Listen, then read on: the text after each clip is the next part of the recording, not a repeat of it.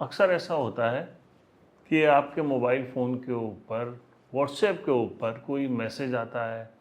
आप जब देखते हैं तो उसमें उसकी जो डीपी लगी होती है वो किसी लड़की की होती है।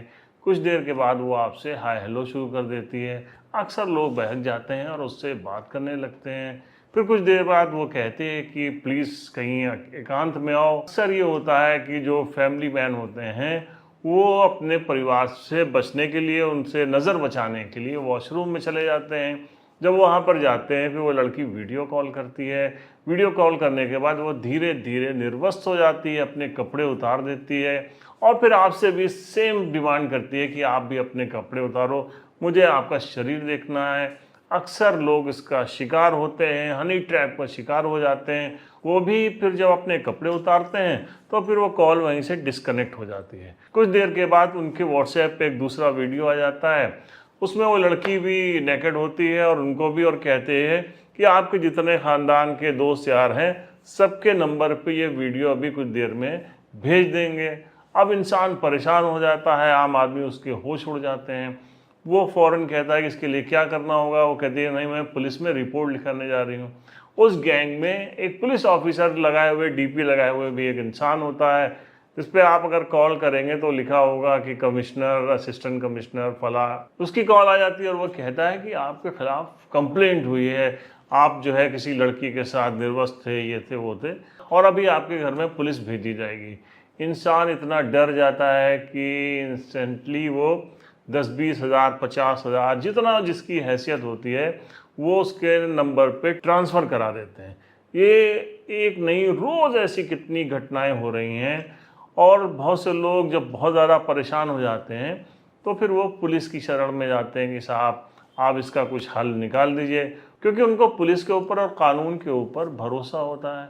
लेकिन अगर कोई पुलिस वाला ही हनी ट्रैप का शिकार हो जाए, फिर वो इतना परेशान हो जाए कि अपने घर के जेवर तक उस लड़की को दे दे, इतना परेशान हो जाए ब्लैकमेलिंग से कि खाना पीना छोड़ दे और आखिर में ख़ुद को सरकारी राइफल से गोली मार ले। यह है बहुत हैरान कर देने वाली बात। दरअसल ये मामला है उत्तर प्रदेश के गाजियाबाद जनपद का। यहाँ की एक नगर पालिका है मुरादनगर। मुरादनगर नगर पालिका में ईवीएम स्टोर की रखवाली कर रहा था ये सिपाही। मूल रूप से ये पीएसी में तैनात है, लेकिन इसकी ड्यूटी यहाँ पर लगी हुई थी। इसके साथ एक और सिपाही था जिसका नाम है ध्यान सिंह। ध्यान सिंह उस वक्त किसी काम से गया।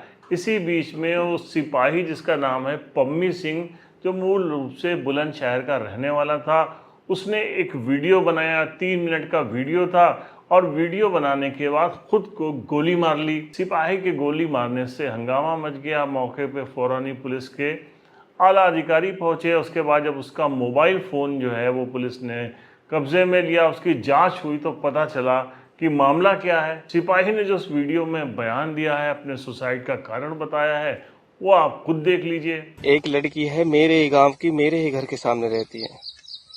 वो पहले मेरे रिलेशन में आई। रिलेशन में आने के बाद 2 साल से मुझे परमानेंट ब्लैकमेल कर रही है। पिछले 2 साल से इन्होंने मेरे से कम से कम 6 लाख रुपए तो ले लिए हैं। अब भी मेरे पास पैसों की डिमांड आ रही है।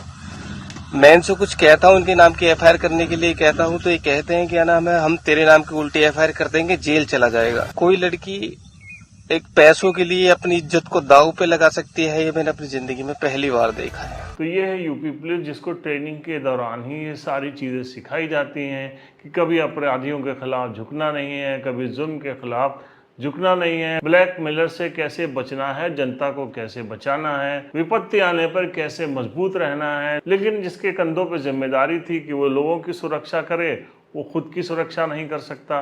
वर्दी की धौंस दूसरों पर पड़ती है, लेकिन वर्दी के अंदर ये कांस्टेबल कितना कमज़ोर था, ये एक सोचने वाली बात थी, जो कुछ लड़कियों से डर रहा था। खैर, इस घटना के बाद पुलिस ने मुकदमा दर्ज किया है उस युवती के खिलाफ जो उसको लगातार परेशान कर रही थी।